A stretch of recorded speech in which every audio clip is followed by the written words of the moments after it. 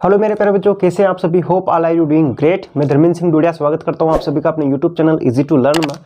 दोस्तों, आज जैसा कि आप सभी को पता है, आज अपना 22 जनवरी और भगवान श्री रामलला जो है इनकी प्राण प्रतिष्ठा की जा रही है अयोध्या में।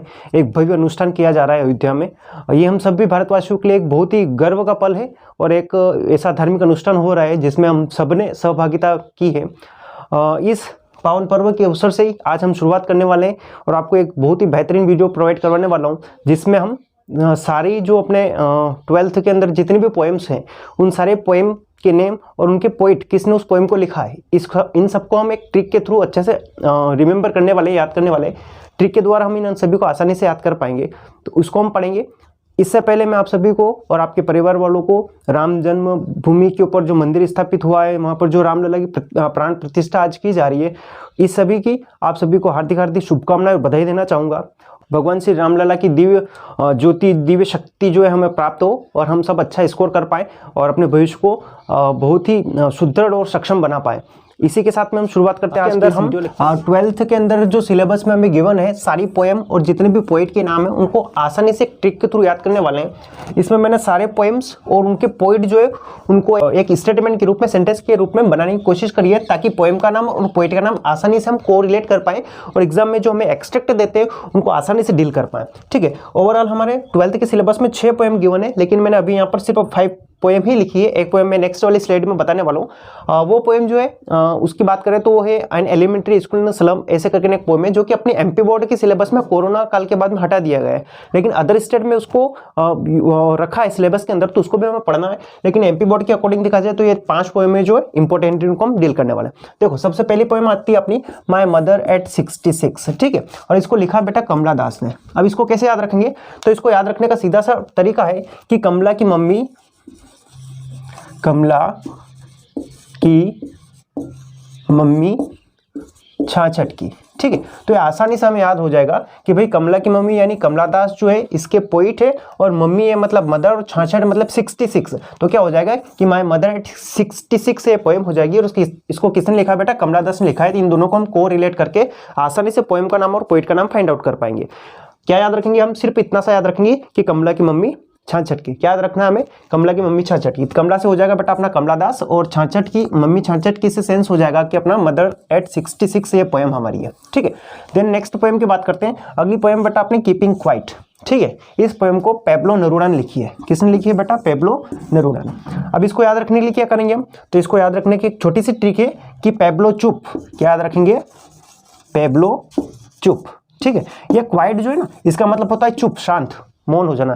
तो ये चुप, फटाक से हम क्वाइट को पकड़ लेंगे चुप से। किसने लिखा बेटा, पेब्लो नेरूडा ने। तो याद क्या रखेंगे, सिर्फ पेब्लो चुप। तो क्या याद आ जाएगा हमें फटाक से कि पेब्लो चुप है, यानी पेब्लो नेरूडा ने इस पोएम को लिखा है और पोएम का नाम है चुप चुप यानी कीपिंग क्वाइट।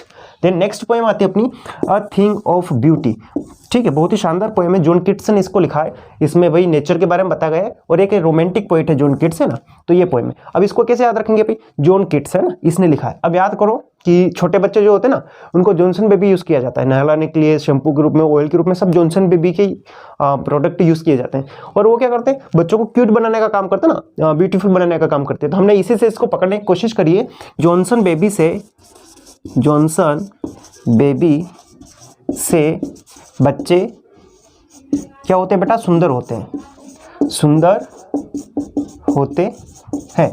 इसमें क्या हो जाएगा कि जॉनसन जो है, इसमें से हम पकड़ लेंगे जॉन, और बेबी बच्चे जो है ना, इससे पकड़ लेंगे किड्स। किड्स होते हैं ना, तो किड्स लिख देता हूं मैं, किड्स को किड्स लिख लेते हैं। ठीक है, तो ये हो गया जॉन किड्स। किट और जॉन को जोड़ के हमने क्या बना लिया, जॉन किड्स। अच्छा, सुंदर होते हैं, सुंदर होते हैं मतलब ब्यूटी, तो ये क्या हो जाएगा, ब्यूटी। और ब्यूटी कौन सी थी बेटा, अ थिंग ऑफ ब्यूटी, क्योंकि अपने सिलेबस में एक ही पोएम गिवन है ब्यूटी के नाम से, वो क्या है बेटा, अ थिंग ऑफ ब्यूटी। सो हम ऐसे याद करेंगे कि जॉनसन बेबी से बच्चे सुंदर होते हैं, तो फटाक से हमारे माइंड में स्टक कर जाएगा कि भाई जॉनसन बेबी यानी Johnson baby that means John Keats हो गया, और बच्चे सुंदर होते हैं मतलब थिंग ऑफ ब्यूटी हो गया। ये पोएम थी अपनी।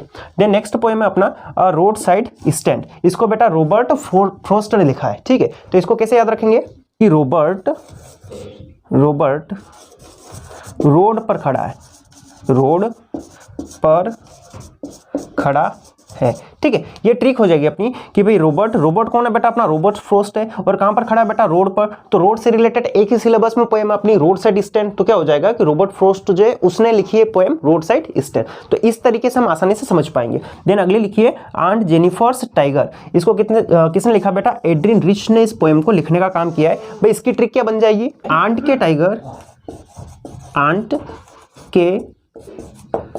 टाइगर किस पर भारी है बेटा, एड्रिन जो है इसके ऊपर भारी है, तो लिख देते हैं एड्रिन पर भारी है, एड्रिन पर भारी है, एड्रिन पर भारी है। ठीक है, तो इस प्रकार से हम फटाक से पकड़ लेंगे इसको कि आंट के टाइगर, भाई तो क्या हो गया, आंट जेनिफर्स टाइगर, और किस पर भारी है बेटा, एड्रिन पर भारी है। तो ये एड्रिन रिच ने इस पोएम को लिखा है। इस टाइप से हम पांचों ही पोएम को आसानी से याद कर पाएंगे। क्या भाई, कमला की मम्मी छाछट की, दूसरी क्या हो जाएगी भाई, पेब्लो चुप, तीसरा क्या हो जाएगा बेटा, जॉनसन बेबी से बच्चे सुंदर हो जाते हैं। फिर चौथी पोएम को कौन सी हो जाएगी बेटा, कि रॉबर्ट रोड पर खड़ा है, और फिर लास्ट में क्या हो जाएगा कि आंट के टाइगर एड्रिन पर भारी। तो इन ट्रिकों से हम क्या कर पाएंगे, आसानी से पोएम के नाम को भी और उनके पोइट के नाम को भी आसानी से चूज कर पाएंगे, क्योंकि ऑप्शन हमारे पास आने वाले हैं। ठीक है, देन बात करते हैं नेक्स्ट, जो मैं बोलने वाला था कि एक सिलेबस में हमारे गिवन नहीं है पोएम, लेकिन अदर सिलेबस में उसको रखा गया है, जो है बेटा एलिमेंट्री स्कूल वाला। तो इसको देख लेते हैं।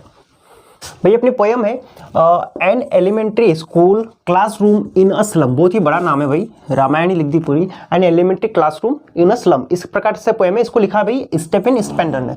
तो इसको याद रखने का एक छोटा सा तरीका है कि स्टेफिन, क्या लिखेंगे हम, स्टेफिन, भाई स्प्लेंडर बाइक होती है ना, तो उसको लिख देते हैं स्प्लेंडर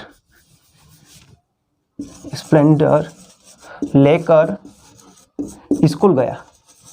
ठीक है, स्कूल गया। तो इस टाइप से पोइम और पोइट का नाम जो है आसानी से याद हो जाएगा। भाई पोइट कौन है, स्टीफन स्पेंडर। ठीक है, ये स्प्लेंडर मतलब स्पेंडर समझ लेना इसको कि स्टीफन स्पेंडर है। ये लेकर कहाँ गया बेटा, स्कूल गया। स्कूल मतलब स्कूल से रिलेटेड एक ही पोएम हमारे सिलेबस में गिवन है, वो क्या है, elementary school classroom in slum. ठीक है, तो इस टाइप से हम सारी ही पोएमों को आसानी से डील कर पाएंगे। आई होप ये वीडियो आप सभी के लिए काफ़ी हेल्पफुल रहा होगा, आपको पसंद भी आएगा। अगर वीडियो पसंद आए तो कमेंट में ज़रूर बताइएगा। मिलते हैं नेक्स्ट वीडियो लेक्चर में, तब तक के लिए जय श्री राम, जय हिंद, जय भारत।